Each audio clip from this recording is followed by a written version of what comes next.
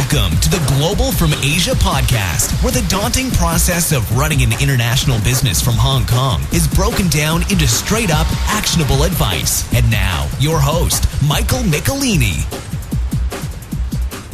Thank you, listeners, for tuning in to another episode of Global from Asia.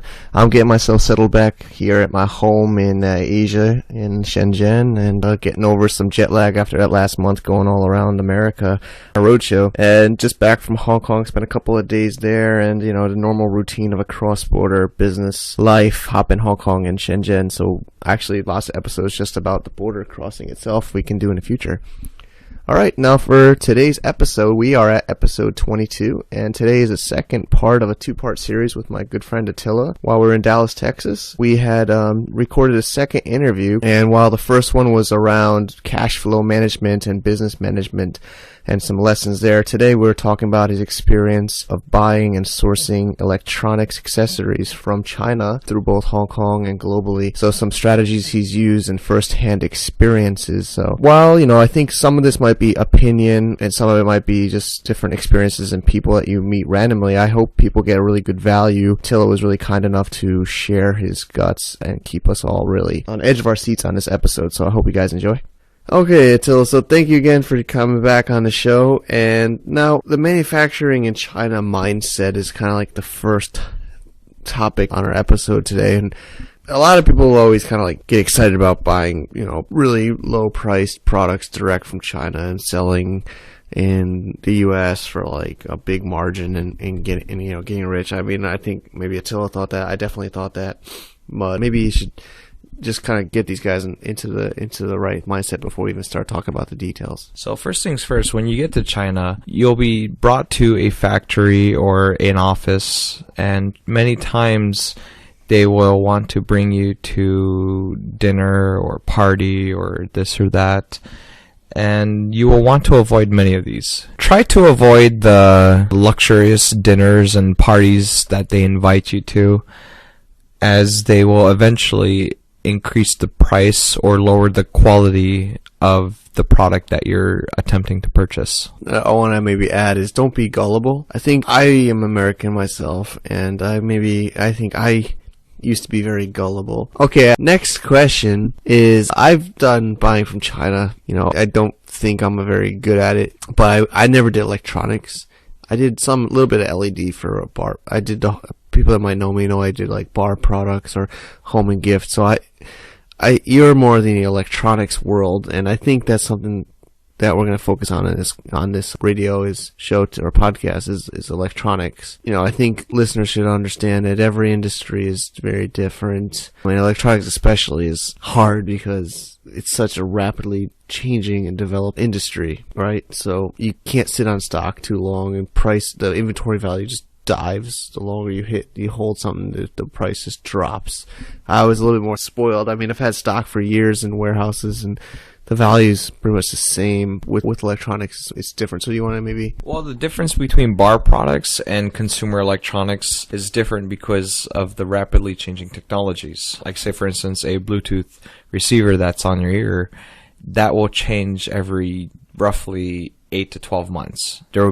Every month there will be 100 new designs out on the market, and you can't sell them all. You can't cover them all. You know, you pick the good companies or the good designs with the good quality at good price, and you sell those. As in terms of bar products, there's very few innovation in that industry versus Bluetooth or speakers or computer products and these type of technology and industries that change every other day. So I think on top of that makes the sourcing of the components or the suppliers very difficult. And I don't even know the answer to this, but, you know, a tablet, you just find a tablet factory, or should you really find all the pieces of the tablet? Well, the problem with tablets is there's so many of them out there.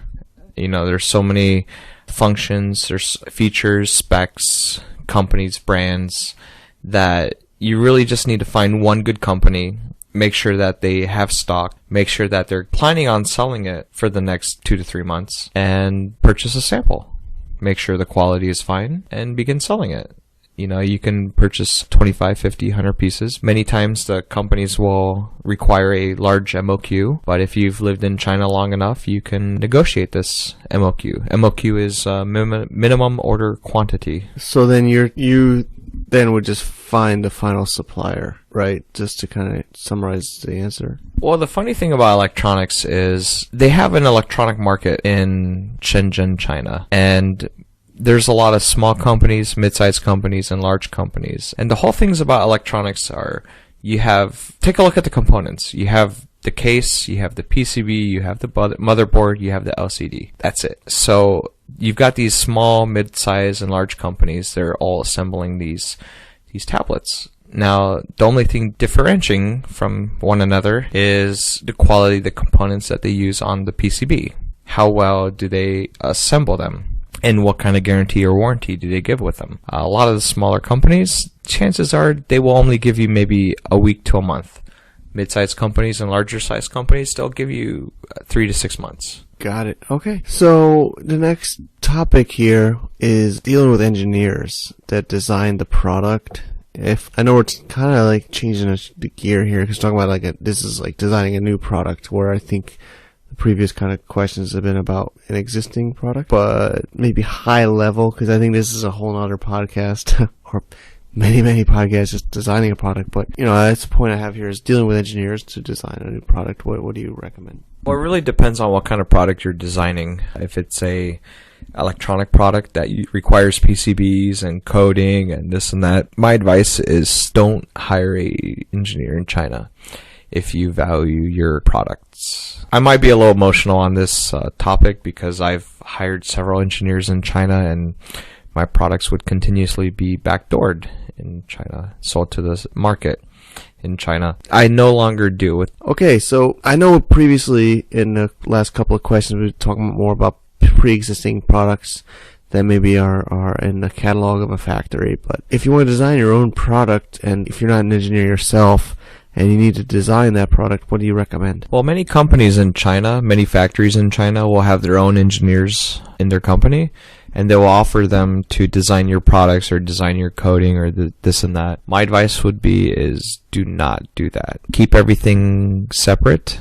You don't want everything under one roof, so that your unique product or your special product that you've spent countless hours designing or making to end up in the Chinese market or selling to other customers overseas. So yeah, I think the quick summary there is, the more you break up your supply chain, the more value you add to yourself. So that if you have multiple suppliers and you yourself are managing them, of course it's more work for you, but that's more value for your supply chain. It's more value you're adding, and it's protecting yourself more. If you put everything in one factory, you're putting your trust there, which, if you trust, of course, that's great. And if there's never any problems, then you're very lucky. But if there is a problem, why take the risk? Yeah, exactly. Why take that risk? As a business, you want to reduce risk. So having everything in all your eggs in one basket is a higher risk. The next topic here is pricing. I know you're very familiar with your industry in the electronics world, and I know you gave me keywords like BOM or BOM or bill of materials. Maybe you can just kind of give some ideas how you negotiate and calculate price with companies. So before dealing with factories, I find the product, I take it apart, I find out how much the injected plastic or how much to paint it or how much PCB or the components, I take the components apart, make a BOM, build of materials, call it BOM, which they don't take very kindly here in America. But before going into the factory, I have all that ready, and say for instance, if a product costs $15 to make and they're asking $22, I know I have about a roughly $4 to $5 to negotiate. Whether I'll achieve that or not depends on the company, if they have stock or not. Many factories will oftentimes produce 10,000 or sometimes even 20,000 pieces of quantity to reduce the cost of manufacture. Depending if they have stock or not, it gives you a little bit of a leeway. If they don't have stock, then chances are they're going to be requiring a large MOQ, like 1,000 or 5,000 pieces. If they do have stock, then the cards are in your favor. I think it's kind of a cool podcast because I have a little bit of experience in the home and good or bar products, and you're more on the electronics So I kind of can give my perspective. Our next topic is MOQ, or minimum order quantity, which Attila mentioned earlier. So I think in my industry it's a little bit different, and maybe I'll explain my perspective and then you can give yours. So in my world, when I was doing with bar products, it's a much lower volume kind of business. And while the stock doesn't expire as fast, the stock doesn't sell as fast. And it also means that there's less players and there's less buyers. So if I wanted to buy some bottle openers, I couldn't. They usually didn't have stock because they would only make what they need to make when the customer ordered. And I think I knew my suppliers pretty well, and I believe them. I've seen their factories, I see their stock rooms, so they just didn't have these in stock. So I would either have to make the minimum order to make it worth their while, I think. Right, I think it's true. Like, it's to make it worth their while to do that production run, because they gotta train their staff to do the assembly or do the production, and they gotta get the raw materials, and there might be minimums on the raw materials if they're doing the special material. So in my world, it seems like I couldn't really just kind of get pre-existing stock. What I could do is tell them, if I wasn't in a rush, when another customer ordered, they would let me know, and then I can get a smaller order in while they're doing that run. So maybe you can talk about MOQ in electronics for listeners, dealing with this industry. So visiting factories is kind of like a poker game. So you have to analyze every situation, whether or not they're the actual factory making it. You can visit a factory and they will sell maybe 300 products, but in reality, they will only manufacture 10 or 20, which means they have 10 or 20 injection mold sets, and they're the ones actually making the PCBs and assembly and everything. All the other products, they're just basically partnered with other factories in the area or so forth, and just reselling products. Because why not? I mean, if you're purchasing video game accessories or mobile accessories, you would most likely be interested in such and such products. So many times, if they're making those 10 to 20 products, they will have stock. Otherwise, if not, they will require an MOQ. Depending if they're low on stock, even on the products that they do make, they might require a MOQ because it costs an X amount of money to make. Okay, so hopefully that gives some people more ideas of what this MOQ. A lot of times if you're getting a quotation from a supplier, they'll put MOQ and how many pieces are required. So maybe people can get a little bit more perspective there. So usually after you get a quotation and you get the price, I think the next is a sample, right? Usually in this kind of process. So what do you recommend people with sampling? I would recommend to get more than 2 or 3 pieces of samples. If it's a very low price product, I would say get about 20 to 30 pieces and just randomly test them. And the problem is with technology changes in a rapid pace that you don't really have too much time to spend. The best bet would be to take apart parts, look at the components, look at what chips they're using. If they're using a low-end component, then you can request them to change out certain components in them. But it's a little difficult if they already have stock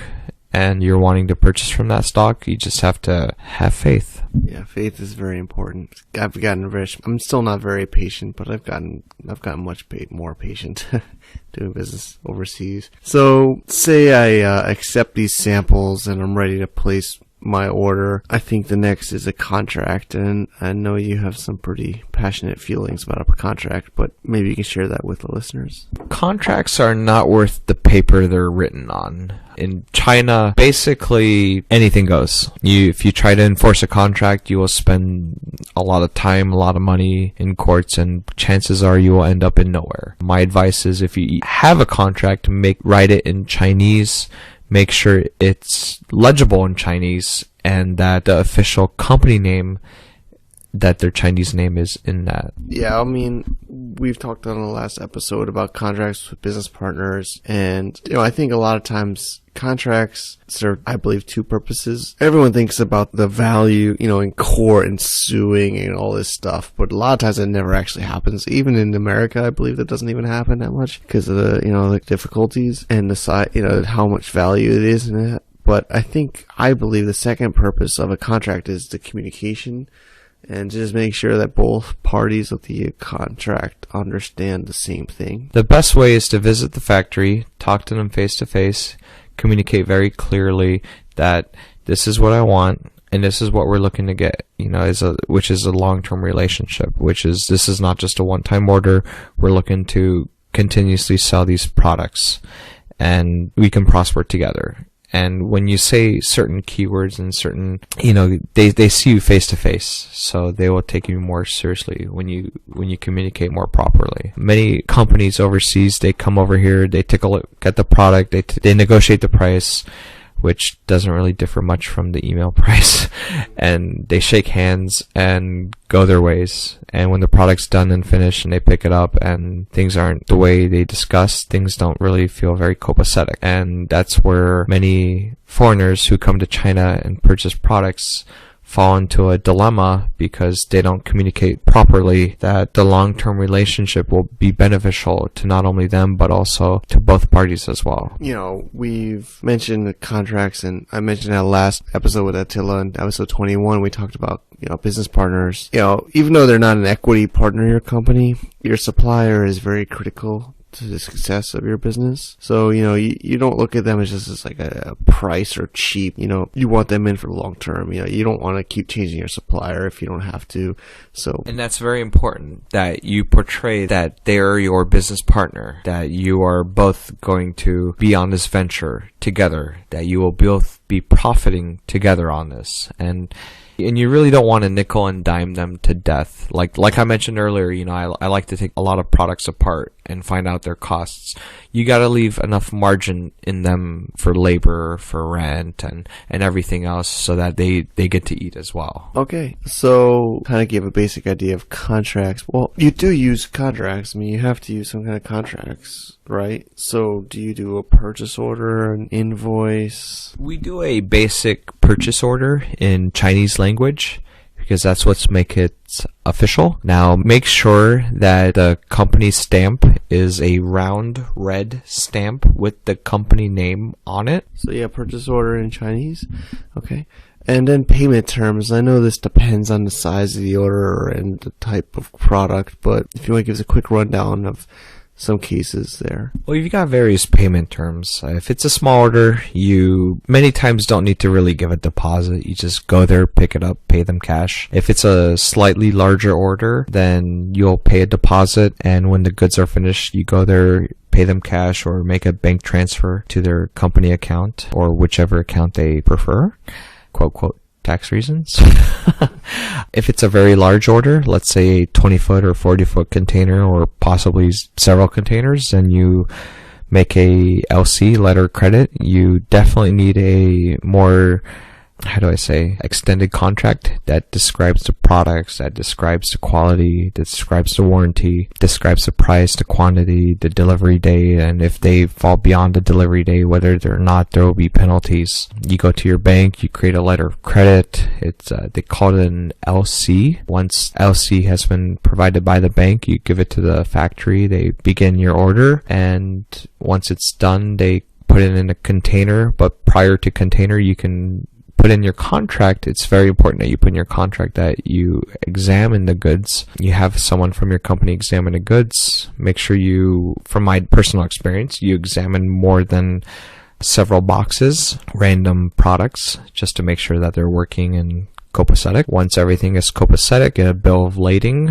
which is you get after the containers have been processed through the shipping agents, and then they will get their money through the LC that you've given them prior to. That's a lot of information there, and maybe people listening are in different stages. I've actually never done an LC, and so I'm learning a little bit there. And it's really a lot of fun. You go to the bank and wait several hours. We all love waiting in lines in banks. I think some listeners are smaller buyers that have never been to China or Asia, that are dealing on Alibaba, that are getting Excel spreadsheets emailed to them with, prices and pictures. Now, there's nothing wrong with dealing with smaller quantities, but I do want to warn that the larger and larger purchases that you make, you may want to make a more secure payment eventually. Just for your own purpose, for your own security. So, kind of going back to you were saying about payment terms in cash, I don't think they can pay in cash. Well, I guess they can do Western Union or credit card or PayPal. I don't recommend Western Union. There's no guaranteed protection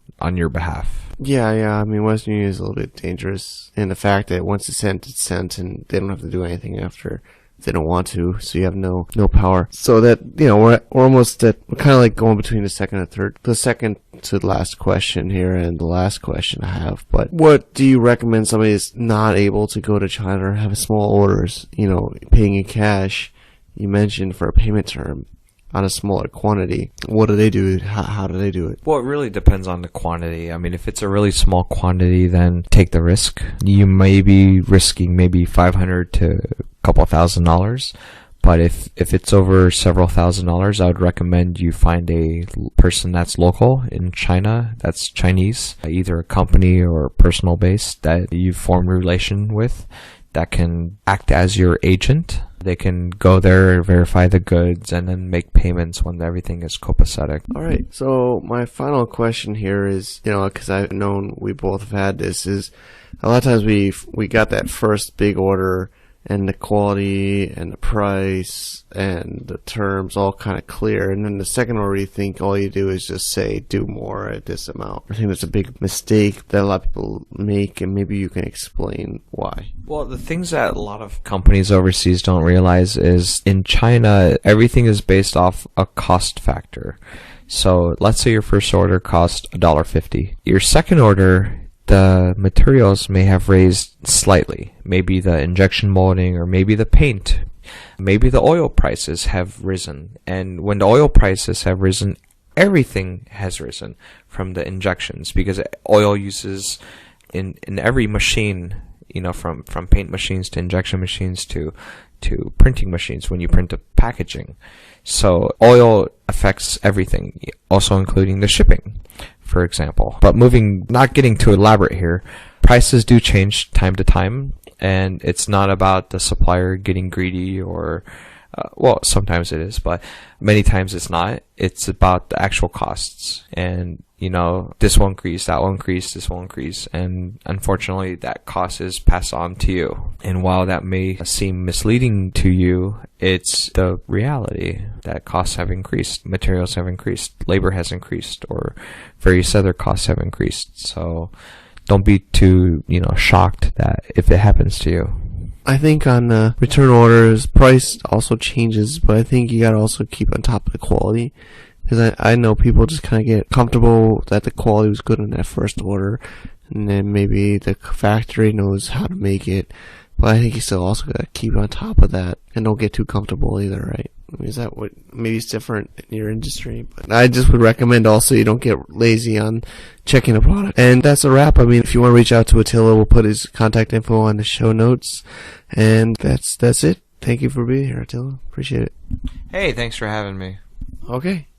Bye-bye. So there you have it, guys. Thanks, Attila, for your kind sharing of your real and deep experience and knowledge. Hope everybody else liked that raw reality. So while some of these interviews are a little bit juicy and interesting, I hope everybody is enjoying them, and feedback is always appreciated. Next week, we're working on getting Chris Gormley back on the show. We're going to do an episode about how to get a Hong Kong credit card for your international business. So I know that's a hot topic, and a lot of people have been asking me. So we're listening, and we'll release that one next week. All right, guys. Thanks again for tuning in. To get more info about running an international business via Hong Kong, please visit our website at www.globalfromasia.com. That's www.globalfromasia.com. Also, be sure to subscribe to our iTunes feed. Thanks for tuning in.